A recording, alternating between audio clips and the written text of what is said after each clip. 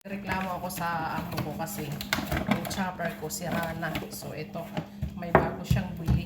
Ito ang nagustuhan ko sa amo ko dito. Hindi katulad ng ibang Arabiano na magrereklamo sila na magrereklamo at hindi sila bibili. Ito, chopper. Nabili na kanina agad. Ay, kahapon pala ito binili ng hapon. Dalawa agad yung binili niya. So itatapon ko ng isa. Ito, gumagana pa siya, kaya lang wala na yung pinakaano niya, kitchen. Tatapon ko na yan, tsaka yung isa.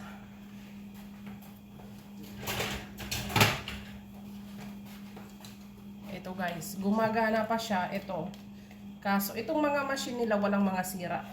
Ito naman yung blade niya naputol na.